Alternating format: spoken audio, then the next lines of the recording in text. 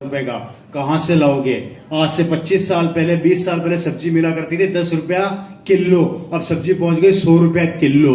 आज से 25 साल पहले सेब मिला करती थी 20 रुपया किलो, अब सेब मिलती है 200-250 रुपया किलो। और 2030 तक आते आते सेब की रेट होगी 1000 रुपया किलो। कहां से खिलाओगे? फिर बच्चों को पता है क्या बोलोगे? बेटा एक लाल लाल फल आता था हमारे जमाने में, जिसे हम छील कर खाते थे, उसका नाम था सेब। अब तो बेटा देखने को ही नहीं मिलता, बहुत महंगा है ना। क्या करोगे उस समय? अपने दिल पर हाथ रख के बताइए। और हमारा यंगस्टर्स बीमारी का शिकार हो रहा है। आपको बता देता हूं हिंदुस्तान के आंकड़े 2023 और 24 के अंदर 80% यंगस्टर बेरोजगार है, और जिसका भी 10% डिप्रेशन का शिकार है, दवाइयां खा रहे हैं, और उसका भी 10% आत्महत्या कर रहे हैं घर में पंखे से लटक के। काम है ही नहीं, नौकरियां है ही नहीं। और ये जो बच्चा है बेटा, इधर ये जो बच्चा है आज की तारीख में बड़ा प्यारा लग रहा है, जिसको आप बहुत प्यार करते हो, जब ये मेरी उम्र का होगा, इसे नौकरी नहीं मिलेगी और ये डिप्रेशन में जाएगा, तब क्या करोगे? किसके लिए भाग रहे हो आप लोग? इस बच्चे के लिए। आपको इसका फ्यूचर ही नहीं पता कि भविष्य में इसका भविष्य क्या बनाना है आपको। डॉक्टर बनेगा बेटा, डॉक्टर तू बनेगा तो लाइन लगी पड़ी है। पापा 98% से पास हुआ था। कितने परसेंट से? दिल्ली में 99 वाले पहले ही घूम रहे हैं। अब क्या करोगे? है जी, क्या करोगे? कंपटीशन बढ़ता जा रहा है, महंगाई बढ़ती जा रही है, चैलेंजेस बढ़ते जा रहे हैं, इनकम खत्म होती जा रही है, हमारे बच्चे बेरोजगार होते जा रहे हैं, हमारे बच्चे आत्महत्या कर रहे हैं, डिप्रेशन का शिकार हो रहे हैं। और कल को ऐसी नौबत ना आए, भगवान न करे, अगर उसको फांसी पे लटकना पड़ा तो किसी और को दोष मत देना, अपने आप को दोष देना कि आपके पास मौका तो था आरसीएम के रूप में, लेकिन अपनाया नहीं। लेकिन अपनाया।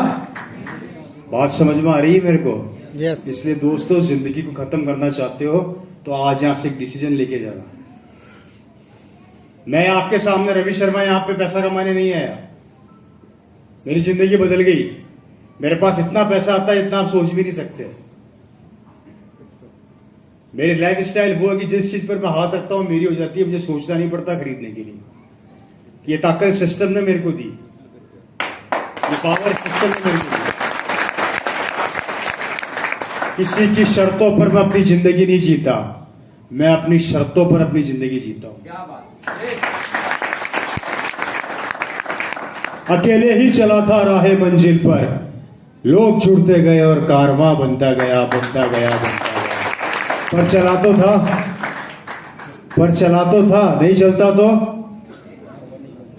या तो इस बिजनेस में आना मत, और अगर आ गए तो रुकना मत। या तो आना मत, मैं खुद बोलता हूं, या तो आना मत। जरूरत नहीं है हमारे को भी।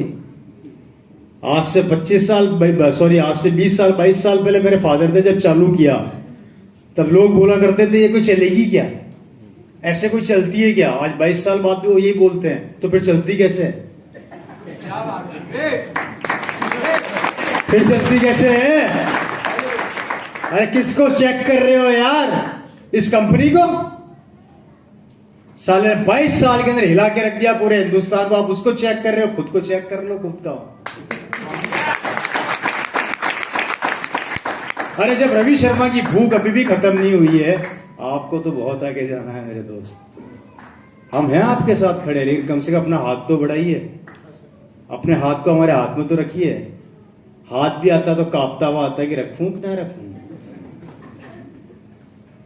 कहीं सर ने बोल दिया डायमंड क्लब करना पड़ेगा तो ओ, ये तो दशरथ मान जी ने पहाड़ खोदा, उससे भी खतरनाक काम है ना। उससे तो 22 साल में पहाड़ ही खोद दिया। मैं डायमंड क्लब करूंगा तो बुखार आ जाएगी, बीपी चेक कराने जाते हैं डॉक्टर के पास, जल्दी चेक कर, मरने वाला हूं, जिंदा हूं। ये थॉट अपने दिमाग से निकाल दो। Am I right, sir? Yes. अगर अपने बच्चे को इस बेरोजगारी की जिंदगी से बचाना चाहते हो तो निर्णय ले लेना आज, नहीं तो आपको भगवान भी मौका। क्योंकि दुनिया में दो चीजें कभी नहीं रुकी, पहला समय और दूसरा आरसीएम। न ये रुका है न ये रुकेगा। आगे बढ़े। Yes. अब तीसरी कैटेगरी कौन सी है? तीसरी कैटेगरी है दोस्तों हमारे समाज की, जिसे बोला जाता है ड्रीमर, जो होते हैं पागल सपनों के पीछे, ख्वाबों के पीछे। ये वो लोग होते हैं जब तक इनके सपने पूरे ना हो जाए ये न चैन से सोते हैं न सोने देते हैं। ये वो लोग होते हैं जब तक अपने टारगेट को प्राप्त ना कर ले अगले टारगेट की तैयारी चालू कर देते हैं। ये वो लोग होते हैं जब तक जिंदगी में कुछ पा न ले इनको नींद नहीं आती। ये कभी टीवी नहीं देखते, ये अपने सपनों को देखते हैं। इनके कमरे के अंदर आपको टीवी नहीं मिलेगा, सपने की एक दीवार मिलेगी जिस पर इनके ड्रीम लिखे होते हैं। और ये जितने आगे बैठे हैं ना, ये सब वो पागल हैं जो ड्रीमर हैं। एक जमाने में इनमें से कोई किसान था तो कोई नौकरी करने वाला था तो कोई क्या था तो कोई क्या था, लेकिन आज इन्होंने इस बिजनेस में आके अपने आप को साबित किया कि अगर मैं कर सकता हूं तो तू भी कर सकता है। ड्रीमर्स बने। मेरे फादर पहली कैटेगरी में थे, सरकारी नौकर, वहां से निकल के सीधी थर्ड कैटेगरी में आए। कहते हैं कि स्टोरी मोटिवेट करती है इंसान को। मैं अपनी छोटी सी एक कहानी आप लोगों के बीच में रखना चाहता हूं। मेरे परिवार की वो कहानी जिसने इस जिंदगी को देखा और इस जिंदगी को देख के एक चीज समझ में आ गई कि अगर आगे बढ़ना है तो व्यवसाय करना पड़ेगा। क्या करना पड़ेगा? व्यवसाय, बिजनेस करना पड़ेगा। और बिजनेस भी ऐसा करना पड़ेगा जिसमें 0 रुपया लगता हो। क्या लगता हो? मैं थोड़ी, मेरी तबीयत ठीक नहीं है तो माफी चाहूंगा, थोड़ी तबीयत ठीक नहीं है मेरी, इसलिए थोड़ा सा बैठ गया हूं 2 मिनट के लिए। कोई प्रॉब्लम तो नहीं है? No no no. अभी वापस खड़ा हो जाऊंगा। राइट। मेरे फादर इस कैटेगरी में हुआ करते थे, सरकारी नौकर थे। दोस्तों मैं बहुत गरीब परिवार से रहा हूं। आप लोगों को बता दूं, आपको मेरी स्टोरी सुन के आपको शायद अजीब लगेगा। मैं उस परिवार से निकल कर आया हूं जहां पर हमारे पास कुछ भी नहीं था। मेरे दादाजी बोलते हैं, क्या बोलते हैं पिताजी के? यस। मेरे दादाजी 10 बाय 10 के कमरे में रहा करते थे किराए पे। किस कमरे में?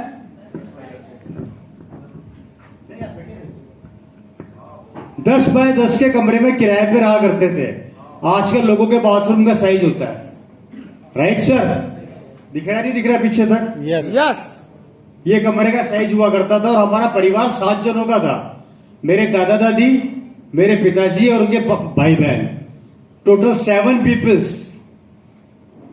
घर के हालात ये थे, मेरे दादाजी उस समय मजदूर थे। क्या थे? मजदूर थे। और मजदूरी करके अपने परिवार का पेट पाला करते थे। कभी कभी तो ऐसा दौर आता था कि घर का खर्चा चलाने के लिए पैसा नहीं होता था, तो मेरे पिताजी छोटी सी उम्र के अंदर अपने भाई बहनों के साथ पेट पे कपड़ा बांध के सोया करते थे जिससे भूख ना लगे, गीला कपड़ा करके। घर में गैस नहीं हुआ करती थी, चूल्हा हुआ करता था। और चूल्हे को जलाने के लिए भी लकड़ी नहीं होती थी। जो गाय गोबर जानते हैं, गाय का वेस्ट जो होता है, उस गोबर को सड़क के ऊपर से मेरे पिताजी इकट्ठा करके लाते थे और घर पे लाके उसको सुखाते थे। और सुखाने के 2 दिन बाद उस गोबर से मेरे घर का चूल्हा जलता था। हमारे पास कुछ भी नहीं था, न खेत थे न खलियान थे, न जमीन थी न जायदाद थी।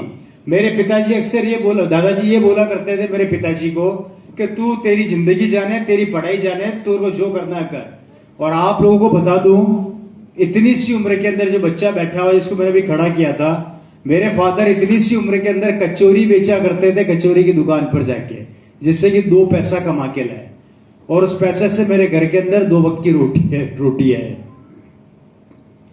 वो दौर मेरे परिवार ने देखा। सरकारी स्कूल में उन्होंने पढ़ाई करी। कौन सी स्कूल में? सरकारी स्कूल के अंदर। और उसके अंदर भी एक पैंट हुआ करती थी उस समय, खाकी कलर की पैंट चला करती थी जैसे पुलिस की वर्दी होती है, और व्हाइट रंग का।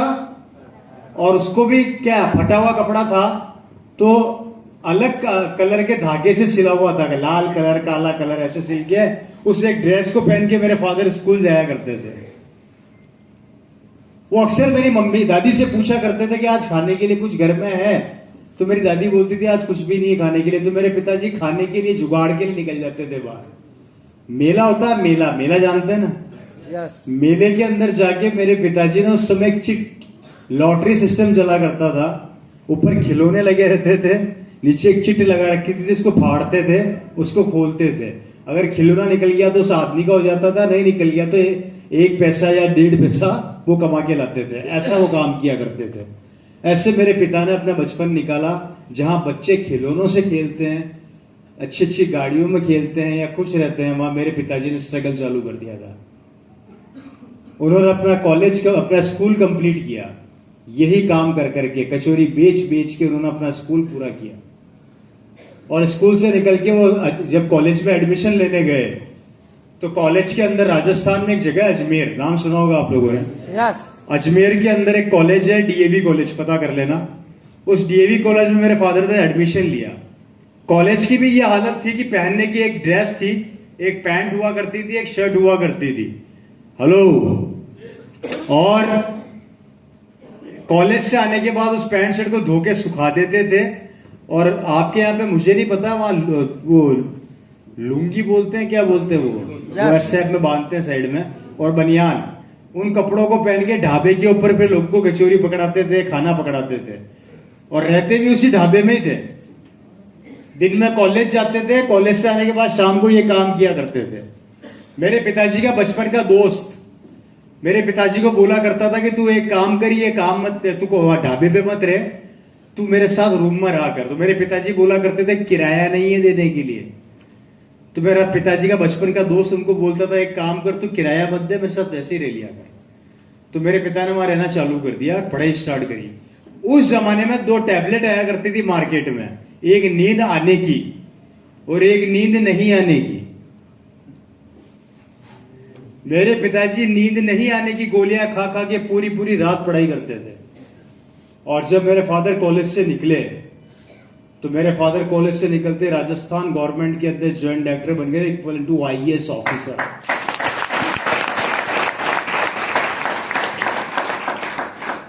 एक महीने की सैलरी 25,000 रुपया महीना उस जमाने में।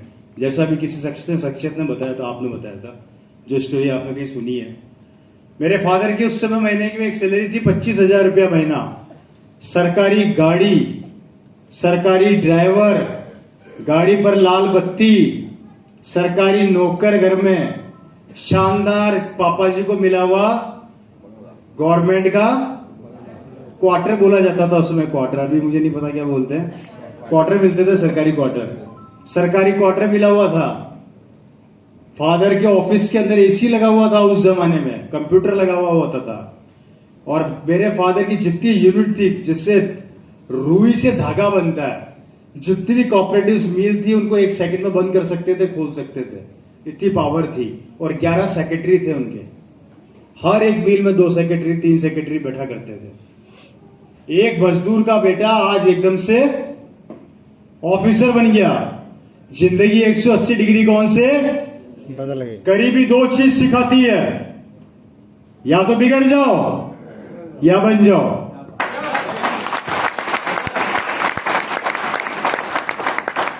या तो बिगड़ जाओ या बन जाओ। बन जाओ।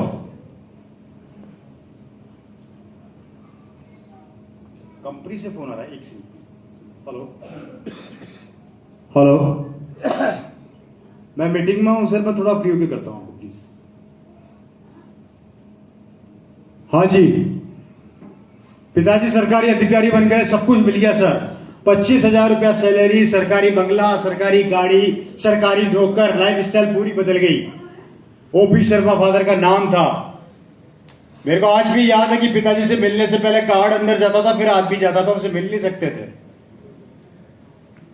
ऑफिस जाते थे तो दरवाजा खोलता था ड्राइवर, सलाम करता था खटाक।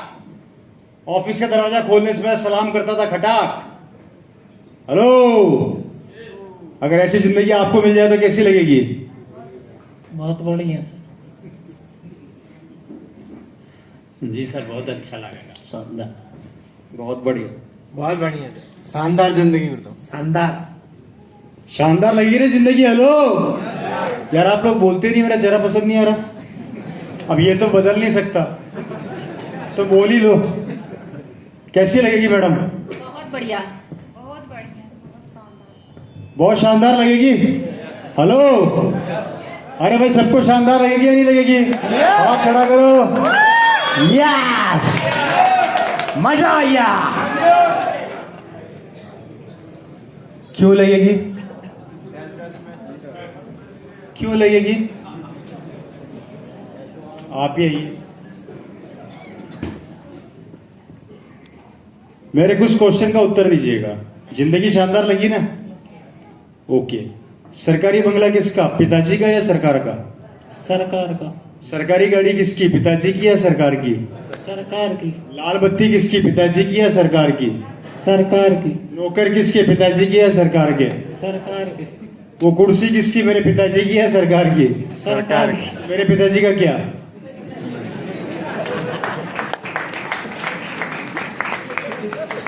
मेरे पिताजी का क्या? तो फिर बढ़िया कैसे?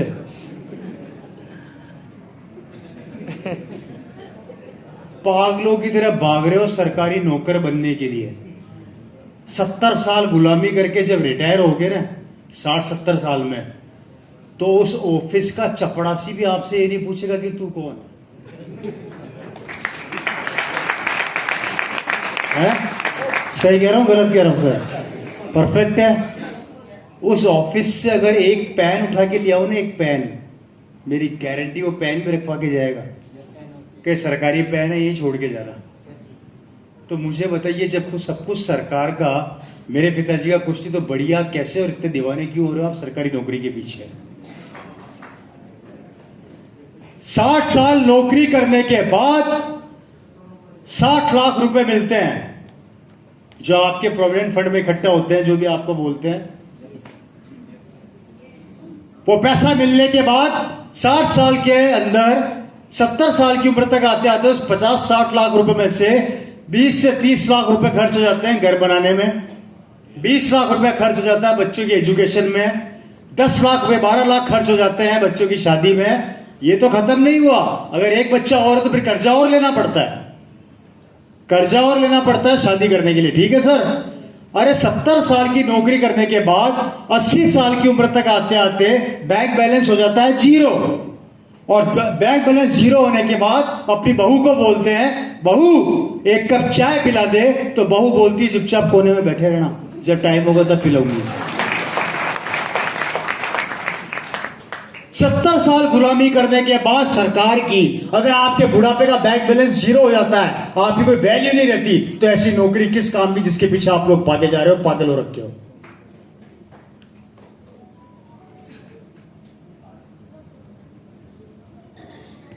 हेलो?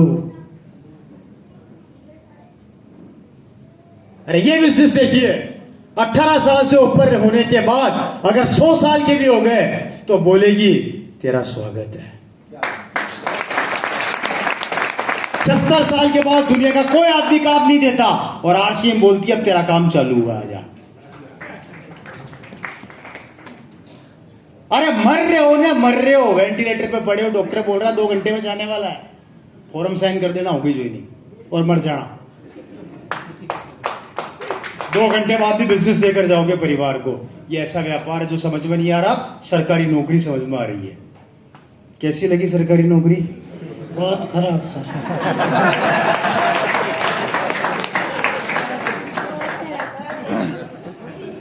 बहुत खराब, खराब सर। बहुत खराब सर।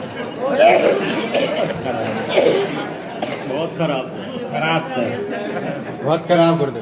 बहुत खराब। थोड़ी देर पहले तो बड़ी अच्छी लग रही थी।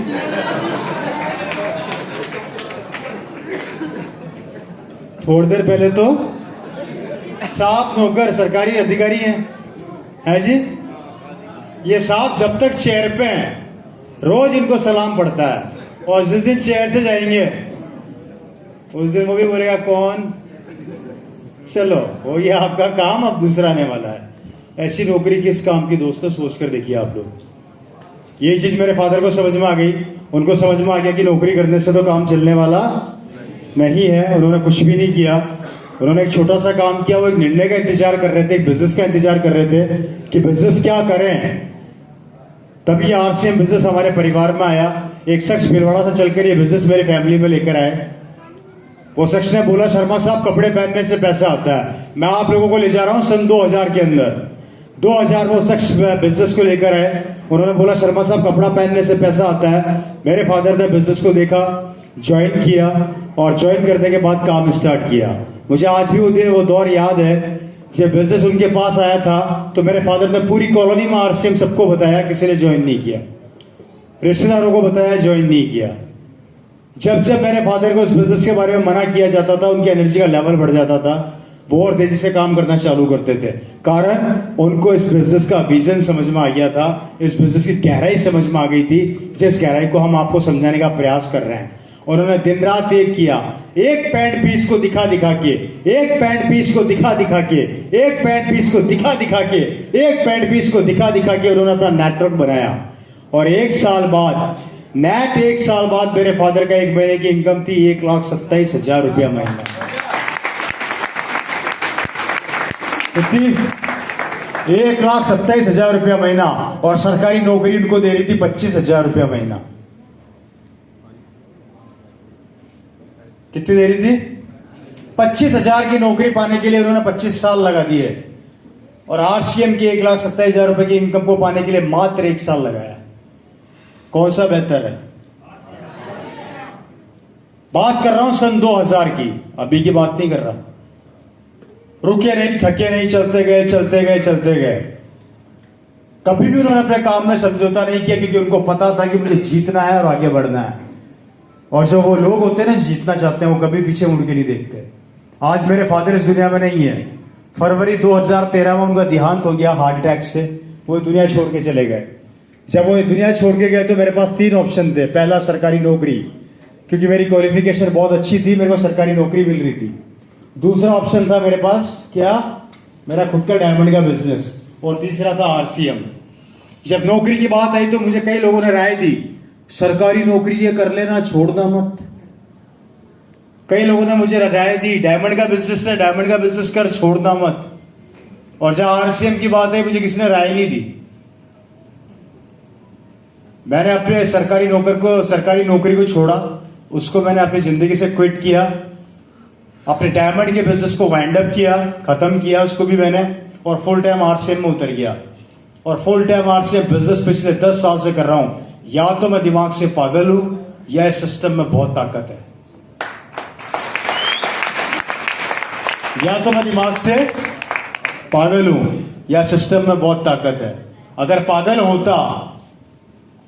पागल होता तो शायद ये भी नहीं कर रहा होता। लेकिन मुझे पता है इसकी पावर क्या है। क्योंकि यहां पर जब आप टीम बना लेते हो तो इंडिविजुअल आदमी काम नहीं करता, टीम काम करती है। और जहां टीम काम करती है वहां टाइम डेवलप होता है। और जहां टाइम डेवलप हो जाता है वहां पे इनकम भी डेवलप हो जाती है। आई बात समझ में? फादर चले गए, आज मेरी जिंदगी 180 डिग्री कौन से बदल गई। मेरे पास वो सब कुछ है जिसकी कल्पना इंसान कल्पना में करता है। एक बहुत बड़ी बात बोलने जा रहा हूं। इस आरसीएम बिजनेस ने मेरे को वो दिया जो मैंने सपनों में भी नहीं सोचा था। सपनों के ऊपर भी अगर कोई चीज होती है, वो सब कुछ दे दिया। आज मेरी कॉलोनी का सबसे बड़ा बंगले मेरे पास है, सबसे बड़ी बड़ी गाड़ियां मैं मेंटेन करता हूं। मेरी जिंदगी में पूरे इतना बदलाव आ चुका है कि मेरे पास इतनी प्रॉपर्टियां हैं जो हिंदुस्तान के बड़े बड़े शहरों में है। और सबसे बड़ी बात, मेरी किसी भी प्रॉपर्टी है, किसी भी चीज पे कोई सरकारी लोन नहीं है। कल ही मेरा डिस्कस चल रहा था मैडम के साथ जयपुर के अंदर। हम जब साथ में आ रहे थे, लगभग 10 से 15 करोड़ रुपए लगा के मैं एक मॉल खोल रहा हूं जयपुर में, जिसमें टोटल आरसीएम के 2-3 फ्लोर अपने खुद के रहेंगे। बहुत ही हाइजीन तरीके से उसको डेवलप करने की प्लानिंग कर रहा हूं। आज सब कुछ है मेरे पास। मेरी कॉलोनी की सबसे महंगी गाड़ियां है मेरे पास। गाड़ी नहीं है, गाड़ियां।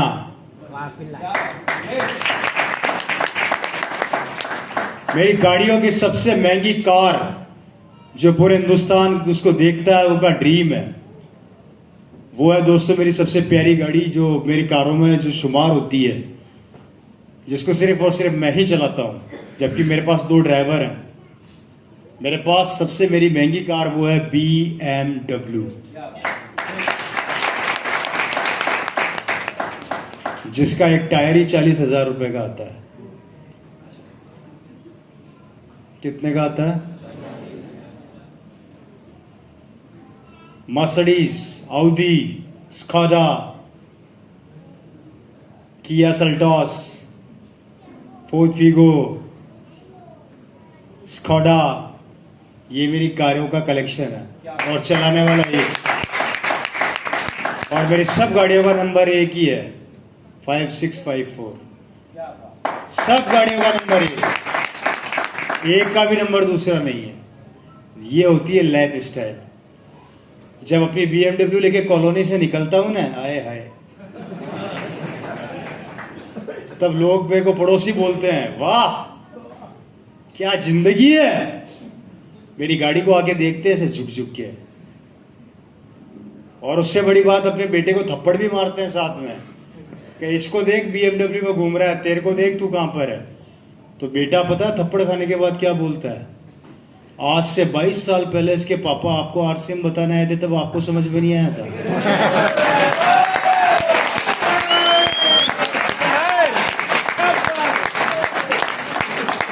आज से 22 साल पहले जब इसके पापा पैंट पीस लेकर आए थे, तब तो बोल रहे थे कि शर्मा जी पागल हो गए। आज 22 साल बाद आपको BMW नजर आ रही है। इट मीन्स दुनिया चमत्कार को नमस्कार करती है। आपके कर्मों को कोई नहीं देखेगा सर कि आप कितनी मेहनत कर रहे हो। जिस दिन स्टार बन जाओगे ना, सब सलाम करेंगे। याद रखना, करना क्या है? कुछ भी नहीं करना। अगर लाइफ स्टाइल, मेरा बैंक का मैनेजर परेशान है।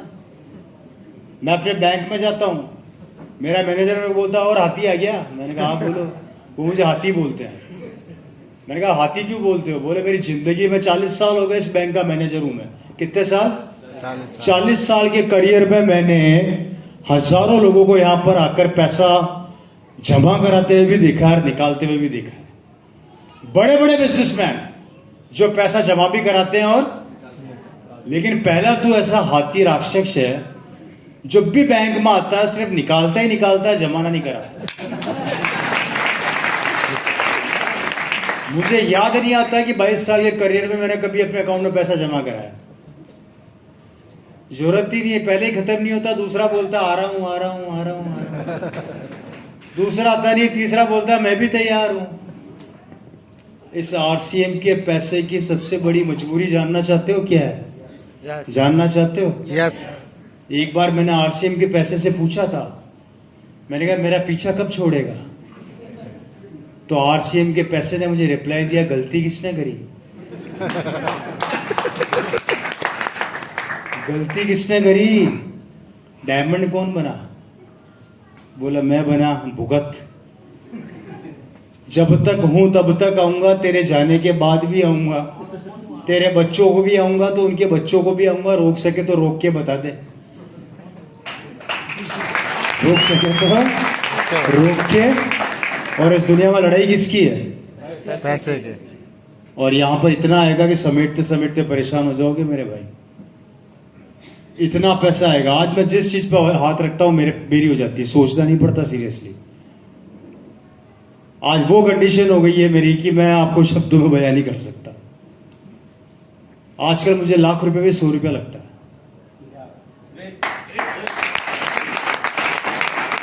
महीने का 6 लाख रुपया तो मैं मात्र GST भरता हूं।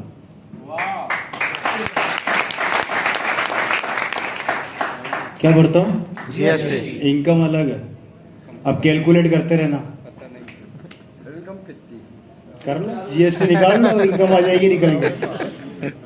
सिर्फ GST डाल रहा हूं वो तो भी मैं। मेरा CA चार्टेड अकाउंटेंट मेरे से परेशान है।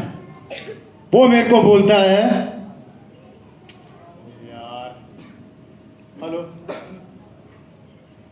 हाँ मैं मीटिंग में हूं, please don't call me right now, okay? Hello yes.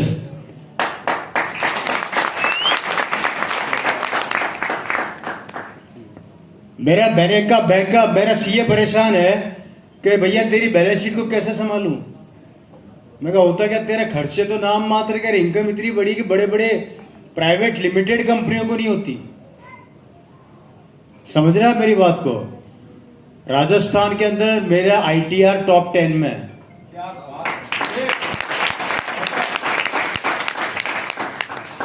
और क्या बताऊं, ये कम है?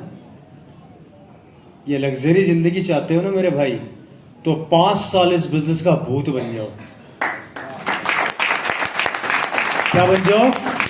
भूत देखा है? भूत नहीं देखा? मैं बताऊं कैसा होता है? मेरा जैसा होता है। भूत कैसा होता है? भूत भूत भूत राक्षस, वो मेरा जैसा होता है। न सोता है न सोने देता है। क्योंकि मैं आज भी अपनी इनकम से सेटिस्फाई नहीं हूं। मेरा टर्नओवर कम नहीं है दोस्तों। 30 तारीख को क्लोजिंग होती है, 1 तारीख को बिजनेस चालू होता है। सुबह 7 बजे मैं टेक्निकल होता हूं,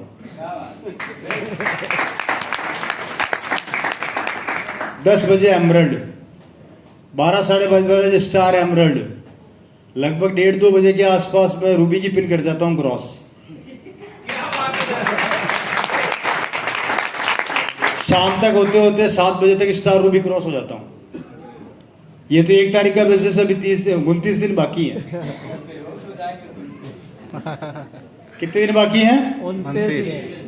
29 दिन बाकी हैं। सोचो क्या होता होगा। 100 करोड़ से ऊपर है मेरा बिजनेस वॉल्यूम मंथली।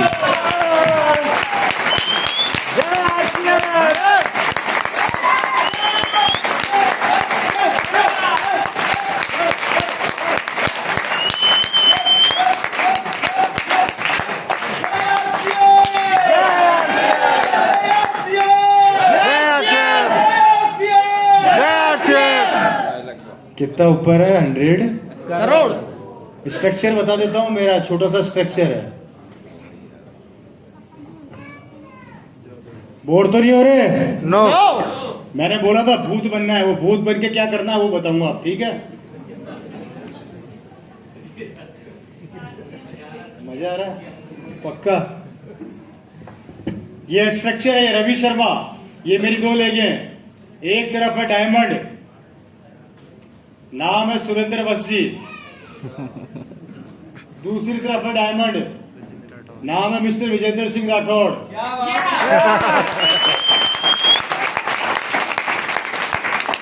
दोनों का टर्नओवर 50 CR से ऊपर, 50 इधर 50 उधर, और मैं अकेला स्टार्ट है। ये बिजनेस मार्केट से जस्ट उल्टा है। मार्केट में गला काट के आगे बढ़ा जाता है, यहां गले लगा के आगे बढ़ाया जाता है।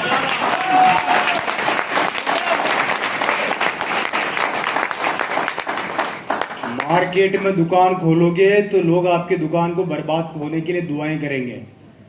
RCM में दुकान खोलोगे तो लोग यहां पे आपकी दुकान खोल के मिठाई बांटेंगे। करके देख लेना चेक।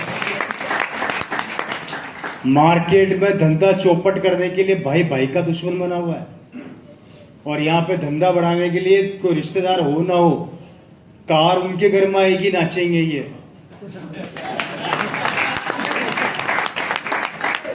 और आश्चर्य की बात, मैं पता है क्या करता हूं? मेरी जानना चाहते हो? मैं कुछ नहीं करता, आप लोग अपने लिए मांगते हो। मैंने अपनी जिंदगी में भगवान से कभी अपने लिए नहीं मांगा। मैंने भगवान से पता है क्या मांगता हूं? अगरबत्ती जला के, हे प्रभु थोड़ी सी दया करना, मुझे कुछ नहीं चाहिए, मेरे इन दोनों डायमंडों को स्टार डायमंड बना दे, मुझे कुछ नहीं चाहिए।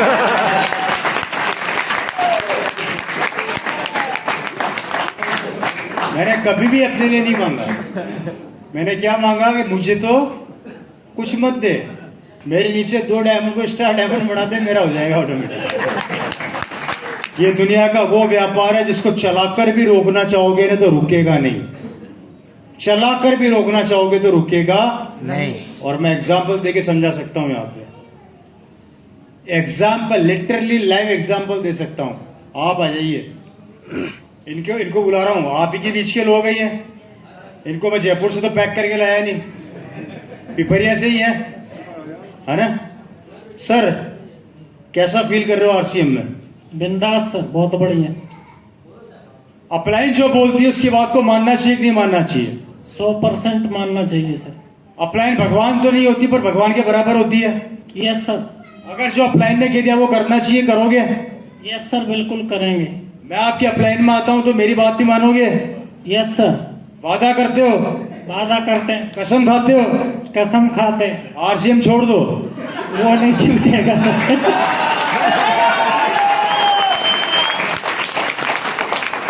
अरे छोड़ दो। नहीं सर, आरसीएम नहीं छूटेगा।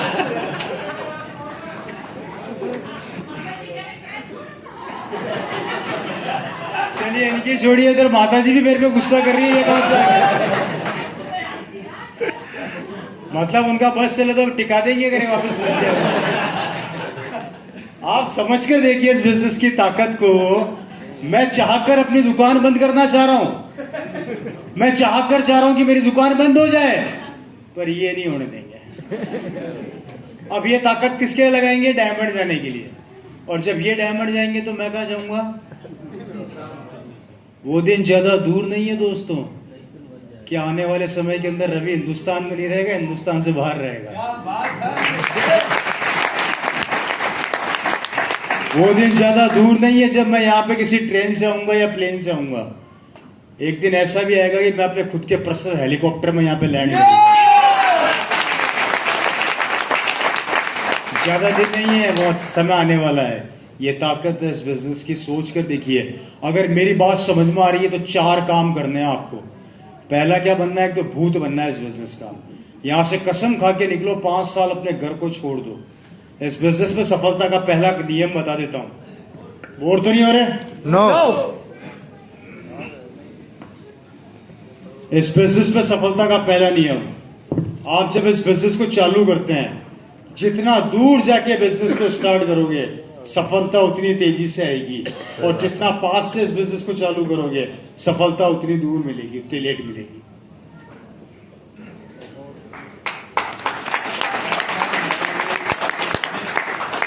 पिपरिया सिटी में रह के अगर आप 50 किलोमीटर के दायरे में व्यापार करोगे, आप कभी टेक्निकल से ऊपर नहीं जा सकते। लेकिन आप जैसे पूरे एमपी को छोड़ के यूपी में घुस गए, महाराष्ट्र में घुस गए, राजस्थान में घुस गए, हरियाणा घुस गए, आपके बिजनेस को आपने फैला दिया, उस दिन आपको डायमंड बनने से कोई नहीं रोक सकता। दिया कितना भी उजाला कर ले, पर खुद के नीचे अंधेरा ही रखता है। और ये इस बिजनेस का नियम है। आप कितना भी लोकल में काम कर लो, बड़ा हो ही नहीं पाओगे, एक लेवल पे जाके रुक जाओगे। अगर उस लेवल को तोड़ना चाहते हो तो बिजनेस को फैला दो। जैसे बाज अपने पंखों को फैलाता है ना, वैसे इस बिजनेस को फैला दो। इसलिए जितना दूर जाके इस बिजनेस को करोगे, सफलता उतनी जल्दी आएगी। 5 साल के लिए अपने घर को छोड़ दो। भूल जाओ अपने बीवी और बच्चों की शकल, कोई फर्क नहीं पड़ता। 5 साल बाद, जिस दिन 5 साल बाद बीवी जिस चीज पर हाथ रखेगी ना, उसकी हो जाएगी। 4 काम करते हैं, कर सकते हैं। पहला काम, खुद पर बिलीव लेवल कभी कमजोर मत होने देना। इस आरसीएम बिजनेस में जब हम आते हैं तो सबसे पहले लोग अटैक करते हैं हमारे दिमाग पे। ये हमारा दिमाग अगर कमजोर है तो ये हमारे दिमाग के अंदर घुस के हमारी बॉडी को पैरालाइसिस कर देता है। कारण, आप जब बिजनेस में घुसते हैं तो नेगेटिविटी से टकराते हैं। लोग बोलते हैं ऐसा होगा क्या, ये कोई संभव है क्या, राशन खाने से पैसा आता है क्या, ये तो फालतू की बातें हैं, ऐसा हो नहीं हो सकता, तू कहीं फंस तो मत जाना, अगर फंस गया तो मुझे मत फंसा। अजीब अजीब तरह के सवाल करते हैं। Right sir? यस। 5 साल के लिए अपने घर को छोड़ देना, ऐसे लोगों से दूर हो जाना। 5 साल बाद लोग आपकी सफलता को देखेंगे। मेरी कॉलोनी में आरसीएम किसी को समझ में नहीं आया, पर लेकिन जब मेरे घर पे गाड़ियां और बिजनेस घूमकर लोगों के पास आया तो समझ में आ गया कि क्या ताकत है इस बिजनेस की। इसलिए पहला काम, अपने मेंटल लॉक को इतना मजबूत कर दो अपने दिमाग को कि नेगेटिविटी जैसे आपसे टकराए वापस रिवर्स हो जाए, अंदर घुस ना पाए। अगर यहां घुस गई आपको पैरालिसिस कर देगी आरसीएम के प्रति। तो पहला काम कर सकते हैं ये, यस। अपने आप को स्ट्रांग करना और मजबूत करना। दूसरा काम, कभी भी कंपनी के ऊपर शक मत करना। ये आपके बिलीव लेवल का वो पार्ट है। कंपनी से आप मैं बात कर रहा हूं आरसीएम की। ये दुनिया की नहीं, वर्ल्ड की पहली कंपनी है। नए लोग और पुराने लोग सुन लेना, ये दुनिया की पहली कंपनी है जिसका इंफ्रास्ट्रक्चर इतना मजबूत है जो आज तक किसी कंपनी के डायरेक्ट सेलिंग में नहीं है। बहुत मजबूत इसका इंफ्रास्ट्रक्चर, बहुत ज्यादा मजबूत। आरसीएम दुनिया की पहली कंपनी है जिसके पास सुबह से लेकर शाम तक के सारे प्रोडक्ट हैं। आरसीएम दुनिया की पहली कंपनी है जो 70% प्रोडक्ट खुद मैन्युफैक्चर कर रही है। आरसीएम दुनिया की पहली कंपनी है जिसके 15,000 से 20,000 पिकअप सेंटर पूरे हिंदुस्तान में है। आरसीएम दुनिया की पहली कंपनी है जिसके खुद के 200 डिपो हैं। आरसीएम दुनिया की पहली कंपनी है जिसने ज्यादातर सिटीज के अंदर अपनी खुद की प्रॉपर्टी खरीद के डिपो खोले हैं।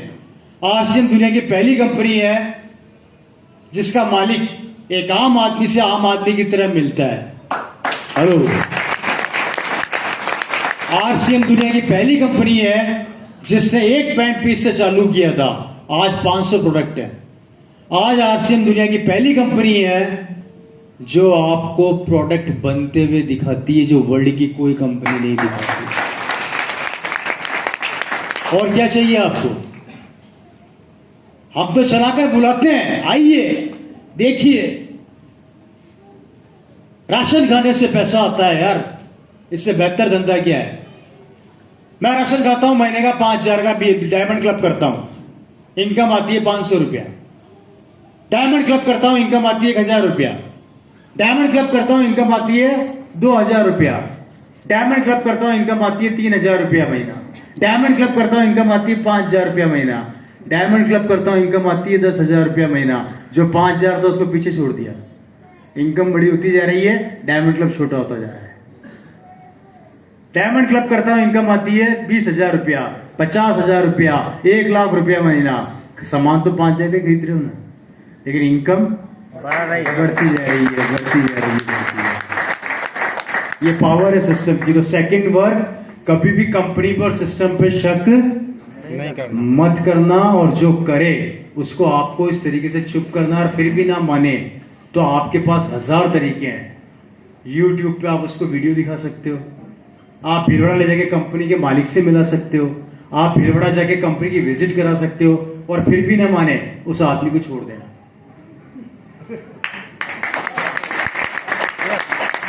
उस आदमी को छोड़ देना। समय खराब मत करना, क्योंकि 140 करोड़ की आबादी है हिंदुस्तान की, और मात्र 2 करोड़ डिस्ट्रीब्यूटर हैं। 138 करोड़ लोग आपका इंतजार कर रहे हैं। खुश नसीब हो कि पिपरिया में आप ही का बिजनेस है। कई लोग मेरे को बोलते हैं, सर पिपरिया में तो आरसीएम है ही नहीं। अबे नहीं, ये तो मौका अच्छा है ना, चौका मार जा, पूरा शहर तेरा, खा जा। सर यहां पर तो बहुत से लोगों का बिजनेस है, मैं बिजनेस में आग लगा दूंगा। अब आग नहीं लगाया, खिचड़ी बन जाएगी। पहले कंपटीशन बहुत ज्यादा है, इसलिए कह रहा हूं कि पिपरिया में आप लोग खुशकिस्मत हो कि कोई दूसरा नहीं है। कुछ गिने चुने लोग ये आग लगा सकते हो, अभी भी वो ताकत आपके अंदर है कि इस पूरे पिपरिया को खा गए ना आप लोग। खाने से मतलब ज्वाइन करा दिया, समझ लो आप लोगों की पिन लेवल ऐसे बदलेंगे, धमाधम धमाधम, सोच भी नहीं सकते। आगे बताऊंगा कैसे। Right sir. तीसरा सबसे महत्वपूर्ण काम जो बहुत ज्यादा इंपॉर्टेंट है, और वो है इस प्रोडक्ट को अपने बच्चे की तरह प्यार करना। ये प्रोडक्ट की ताकत को इतना पहचानो कि ये आपका बच्चा है। आपके घर में 3 बेटे नहीं है, 4 बेटे हैं, 2 बेटे नहीं है, 3 बेटे हैं। ये प्रोडक्ट आपकी जिंदगी बना देगा। एक वक्त की रोटी भूल जाना, पर अपने घर में आरसीएम का प्रोडक्ट कभी खत्म मत होने देना। लिख लेना डायरी में, ये सबसे महत्वपूर्ण पॉइंट है मेरा। जिंदगी में कसम खा लेना, नमक की थैली खत्म हो जाए, और अगर पिकअप सेंटर 25 किलोमीटर दूर है, पैदल चले जाना, पर लाना नमक आरसीएम का। ये जुनून और ये जज्बा जिस दिन पैदा हो गया ना, उस दिन सफलता आपके पांव छूटने स्टार्ट कर देगा। मैं ज्यादा बड़ा नहीं बोलता, लेकिन डायमंड क्लब को अपने परिवार का हिस्सा बना लो। पीछे तक जितने लोग सुन रहे हैं, मैं फिर बोल देता हूं, आपका ज्वाइन करना इंपॉर्टेंट नहीं है, आपका सीखना इंपॉर्टेंट है। और यहां पर वही सिखाया जा रहा है, डायमंड क्लब को अपने परिवार का हिस्सा बना लो। और छोटा सा काम कर सकते हो मेरे कहने पे। सबसे इजी तरीका बता रहा हूं, सबसे इजी तरीका। बोर तो नहीं हो रहे? नो। ये आप हो, ये आपकी टीम है, ए और बी, राइट सर। ध्यान से सुनना, 1 से लेके 10 तारीख तक आपके पास पूरे 10 दिन है। इस 10 दिन के अंदर आपको सिर्फ अपने नीचे 4 स्टेप तक ध्यान रखना है। कितना स्टेप? 4 स्टेप। बस ये 4 स्टेप नीचे तक, मतलब टोटल 8 आदमी। इन 8 आदमियों पर आपको नजर रखनी है कि इनका डायमंड क्लब हुआ या नहीं हुआ। बस इतना सा काम करना है, आप लोगों को कुछ भी नहीं करना। अगर हर आदमी ने इस सिस्टम को फॉलो कर लिया, अगले 6 महीने के अंदर अगर आपकी रूबी ना निकल जाए तो मेरा नाम बदल देना। कितना स्टेप? 4 स्टेप। 10 दिन, 8 आदमी, 1 घंटे की कॉल, 1 दिन का फॉलोअप, और आपकी जिंदगी में पैसों की बारिश। निर्णय आपका है, क्या करना है। अभी भी आपके पास 20 दिन पड़े हैं, उसमें अपनी टीम डेवलप करो। दूसरा बात, जब आपका ये 8 का टारगेट पूरा हो जाए, उसके बाद आप स्टार्ट करो बाकी के 20 दिन नई ज्वाइनिंग लगाने में। किसमें? 10 से लेके 20 तारीख तक नई ज्वाइनिंग को फोकस, और 20 से लेके 30 तारीख तक पिछले महीने से कंपेयर करके टारगेट को वापस अचीव कर लो। ये 3 काम अगर आपने ढंग से कर लिए, उस सुबह 9 से लेके 6 बजे की गुलामी से अच्छी ये काम है। कितना स्टेप फॉलो करना है? 4 आदमियों का ध्यान रखना, सिर्फ 4 आदमियों का। दोनों लेगों में कितने आदमी हो गए? 8 आदमी को अगर आपने डायमंड क्लब सबने ईमानदारी से करवा दिया, और मैं आप लोगों से ज्यादा समय नहीं मांग रहा, 6 महीने मेरी बात को फॉलो कर लेना। सिर्फ जिंदगी के 6 महीने दे सकते हो मेरे को, इससे ज्यादा नहीं मांग रहा मैं। अगर 6 महीने आपने मेरी इस बात को फॉलो कर लिया, आज एक टेक्निकल यहां पर खड़ा है, 6 महीने बाद या 10 टेक्निकल खड़े होंगे आप। सिर्फ 6 महीने मेरी बात को फॉलो कर लो ईमानदारी से। मैं वादा करता हूं दोस्तों, ये अगर आपकी हैबिट में आ गया, देखिए दुनिया में किसी चीज को अगर हम हैबिट में ले आते हैं तो आसानी से बदलती नहीं है। अगर ये आपकी हैबिट में आ गई तो आप भी अपनी टीम को यही सिखाओगे, और अगर हर आदमी ये करने लग गया, आपका शहर एमपी का नंबर 1 शहर बन जाएगा, मैं गारंटी देता हूं। कर सकते हैं काम? यस। ये 3rd पॉइंट था मेरा, जो बहुत महत्वपूर्ण है, इस पर फोकस करना। 4था पॉइंट, अपनी एक्टिव और ग्रोइंग अपलाइन के ना धोके पीछे बढ़ जाओ। समझ गए? चाहे नया डिस्ट्रीब्यूटर हो और चाहे रवि शर्मा क्यों ना हो। सर मुझे सीखना है, मेरे घर पर होम मीटिंग करो, मुझे बोलना सिखाओ।